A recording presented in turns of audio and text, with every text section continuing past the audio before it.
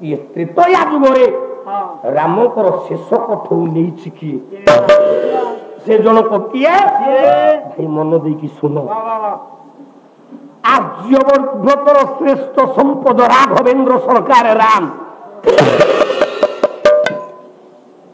रावण मरिबा को जाउछि आज्ञा मंदोदरी अछि पाखरे राम राति पाइले रावण युद्ध को जीव लंका कोटकर कृष्ण स्फटिक गोटाए अंधार घर भितर रावण बसी कांदुची पहुंची गला मंदोदरी कहला स्वामी स्त्री सबू सही पारे मा स्वामीर 50,000 करज हेले से शरीर हार बिकी दे पारे हाथर चूड़ी बिकी दे पारे स्वामी रोग हेले दिन दिन राति राति धरी अनिद्रा रही स्वामी पाद सेवा करि पारे स्वामी जदि 3 दिन है मुठे खाई ना स्वामी पाखे बसी पानी टिके पियाई स्वामी निकट में वचन अमृत रूपक खाद्य दे शक्ति जोगे पारे दुनिया स्त्री स्वामी सबू सही पारे माँ गोटाए जिनस सही पारे ना से किए ना स्वामी आखिर लुह को ता स्त्री के बे सही पारे ना जदि पचारे कौन एमती पुराण रे प्रमाण अच्छी ना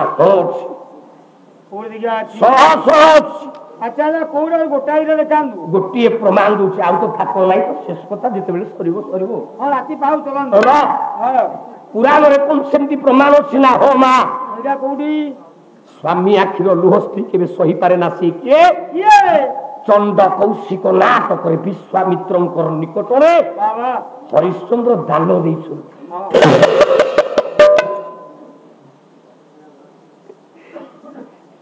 विमर्श बदन विश्वामित्र सांगरे हरिश्चंद्र आसुंच निज राज्य प्रजा मान आगे अयोध्या जगता को दान देदेवे देखो मुहटा विषाद हर्ष नाई नाई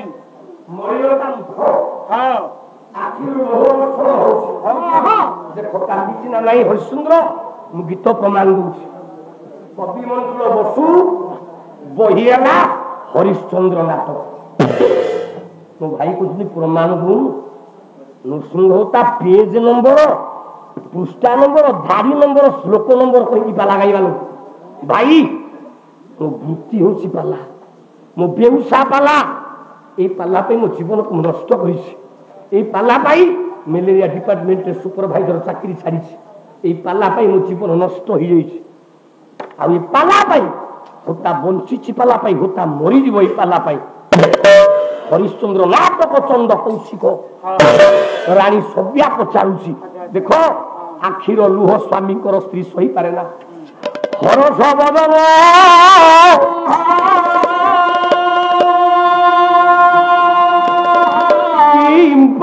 दिशुछि मरिना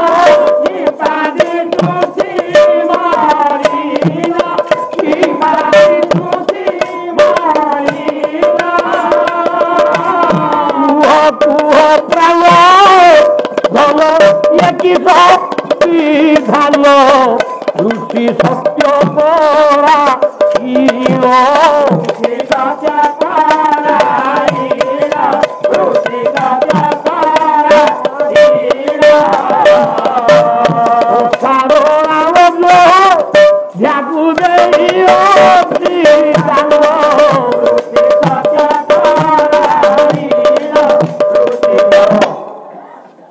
स्वामी आखिर लुह स्त्री सही पारे ना बोली पदे लगे मंदोदरी कांदिला कला हे द्राविड़ जातिर वीर पुंगव वीर पुरुष क्षत्रिय विराधि वरद सानन मो आखि आगरे इंद्रजित मरीची आपण आखिरे लुह नथिला मो आखि आगरे कुंभकर्ण भली दियोर मरीची आपणकर आखिरे लुह नथिला मोरी आखि आगे ଲଙ୍କା କଟକଟା ସବୁଦିନ ପାଇଁ ଭାସି ଯାଉଛି, ତମ ଆଖିରେ ଲୁହ ନଥିଲା। ଆଜି କାନ୍ଦୁଛ କାହିଁକି ସ୍ୱାମୀ? ଉତ୍ତର ଦେଲା ରାବଣ, କହିଲା ମନ୍ଦ ଧରି ଶୁଣିବୁ କାହିଁକି କାନ୍ଦୁଛି? ମୁଁ ମନ୍ଦ ଧରି ପାଇଁ କାନ୍ଦୁନି, କାନ୍ଦୁନି ଲଙ୍କା ସାମ୍ରାଜ୍ୟ ପାଇଁ କାନ୍ଦୁନି। ରାବଣ ଜତିଆ ରାମ ହାତରେ ମରିଯିବ ବୋଲି କାନ୍ଦୁଛ କାହିଁକି? କାନ୍ଦୁଛି ଅଶୋକ ବନରେ ବନ୍ଦିନୀ ଥିବା ଜାନକୀ ବୋଲି ସୀତା ତା ପାଇଁ କାନ୍ଦୁଛି। ସୀତା ପାଇଁ କାନ୍ଦୁଛି ମୁଁ ନା ମାନେ ମୁଁ ବୁଝିପାରିଲିନି। ସୀତା ପାଇଁ କଣ କାନ୍ଦୁଛନ୍ତି? କହିଲା ହେ ସୀତେ, ହେ ମା ଜାନକୀ, ମୋ ଭାର୍ଯ୍ୟ ଆଗରେ ଆଜି ମୁଁ କହୁଛି ଟିକେ ମନ ଦେଇ ଶୁଣ। ରାବଣ ଯଦି ଚାହିଁବ ହଜାରଟା ରାମ ଏକାଠି ହେଲେ ରାବଣ ମରିବନି। ନାଇଁ, ଆଉ ଗୋଟିଏ ଯଦି ତୀକ୍ଷ୍ଣ ମହାଭୟ ଦାନ ତପସ୍ୱର ମାରିବ, ରାମ ମରିବାଟା ବିଳମ୍ବ। ମାତ୍ର କହ ମନ୍ଦୋଦରୀ, ମୁଁ କେବେ ରାମକୁ ଯୁଦ୍ଧ କ୍ଷେତ୍ରରେ ରାମ ଶରୀର କ୍ଷତ ହବା ପାଇଁ ସରଟିଏ ମାରିନି।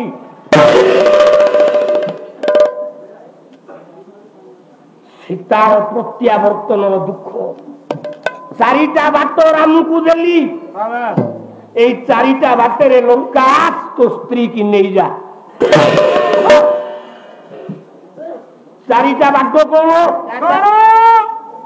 প্রথম বাট লক্ষ্মণକୁ ଶକ୍ତି ଭେଦ କରାଗଲା। ଆଜ୍ଞା ଆଜ୍ଞା, ଲକ୍ଷ୍ମଣ ଶରୀରାଣି ଥୋଇଥାନ୍ତି, ରାମ ଲକ୍ଷ୍ମଣ ଶରୀରକୁ ନବା ପାଇଁ ମୁଁ ଲଙ୍କାକୁ ଆସିଥାନ୍ତା, ସୀତାକୁ ଖାଲି ପଦେ ମାଗିଥାନ୍ତା।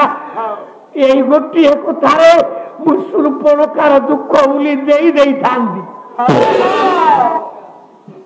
କଲା କଣ? ହନୁମାନଙ୍କ ଦ୍ୱାରା ମତେ ଯାତ୍ରାଟିଏ ମରିଲା, ମୁଁ ସେନ୍ସଲେସ୍ ହେଇକି ପଇଲି। ଲକ୍ଷ୍ମଣକୁ ନେଇକି ଚାଲିଗଲେ ଶିବିରକୁ। ଲକ୍ଷ୍ମଣ ପାଖରେ ବସିକି କାନ୍ଦିଲା। କେମିତି କାନ୍ଦିଲା?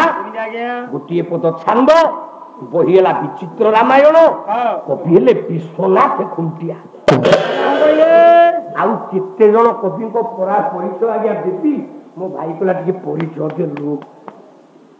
ବିଚିତ୍ର ରାମାୟଣ ବିଶ୍ୱନାଥ ଖୁଣ୍ଟିଆ କହିଲେ, ବୋଲନ୍ତି ବଚନ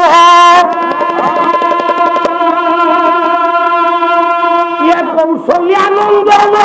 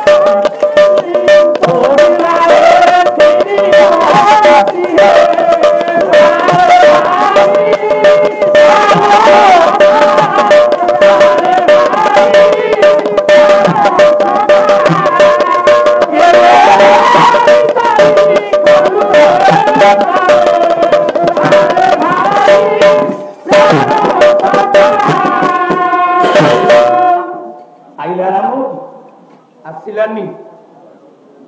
ଶୂର୍ପଣଖାକୁ କ୍ଷତ କରାଗଲା, ଆସିଲାନି।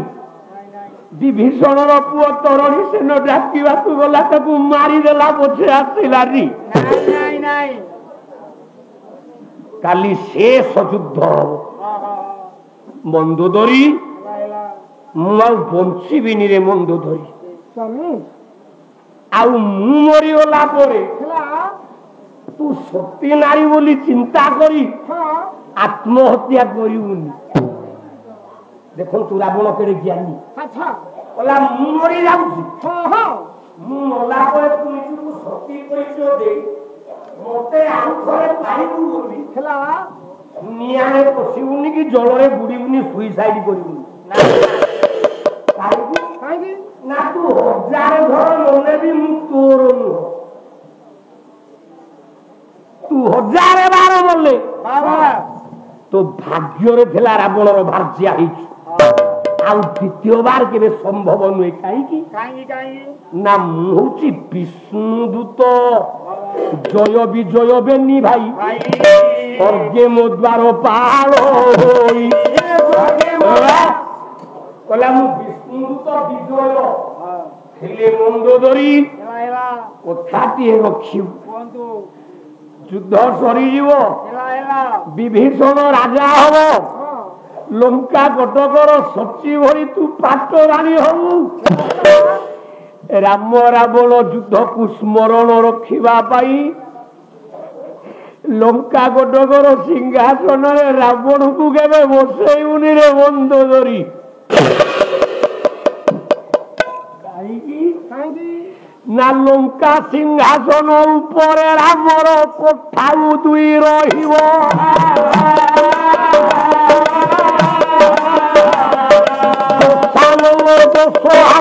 ସ୍ମରଣ ଲେଖିବ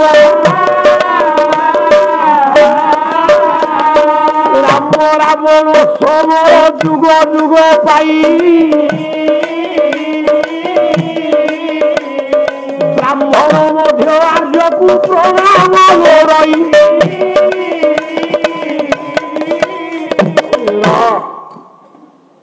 ବ୍ରାହ୍ମଣ ମଧ୍ୟ କ୍ଷତ୍ରିୟକୁ ମୁଣ୍ଡିଆ ମାରିବ। ମୁଁ କହିଥିଲି ଗୁରୁ ବ୍ରାହ୍ମଣ ଭିକ୍ଷୁ ଜନ ଏହାଙ୍କୁ ନ ଦେଇ ଭୋଜନ, ଏହାଙ୍କୁ ନ ଦେଇ ଭୋଜନ, ଏହାଙ୍କୁ ନ ଦେଇ ଭୋଜନ, ଦେଲେ ଏହାଙ୍କୁ ପୁଣ୍ୟ ନାହିଁ, ନଦେଲେ ନରକେ ପଡ଼ଇ। ଏ ମନ୍ଦୋଦରୀ, ମୁଁ ହଉଛି ଜଣେ ବ୍ରାହ୍ମଣ, ମୁଁ ଜଣେ ଗୁରୁ, ମୁଁ ଜଣେ ଭିକ୍ଷୁ। ଭିକ୍ଷାବୃତ୍ତି ଅବଲମ୍ବନ କରି ଜାନକୀ ପାଖକୁ ଯାଇଛି, ଭିକ୍ଷା ନ ଦେଇ ମାଗିଛି।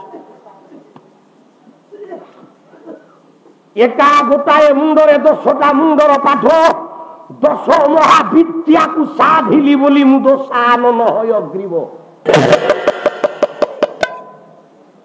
ଆଉ ମୁଁ ରାକ୍ଷସ କୁଳର ପ୍ରତିଷ୍ଠିତ ଆର୍ଯ୍ୟ ଦ୍ରାବିଡୀୟ ଗୁରୁ ହଉଛି ରାବଣ।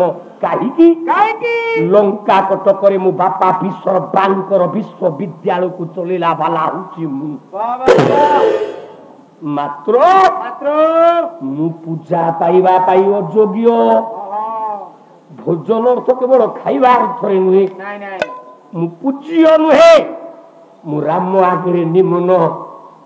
ଲଙ୍କା କଟକର ସିଂହାସନ ଉପରେ ମତେ ବସେଇବନି, ବିଭୀଷଣ ବସିବନି। ଯେତେ ଦିନ ପର୍ଯ୍ୟନ୍ତ ଲଙ୍କା ସିଂହାସନରେ ରାମର କୋଠାରୁ ଥବ, ସେତେ ଦିନ ଯାଏ ରାବଣ ଶିରରେ ବ୍ରହ୍ମ ରାମର ପୟର।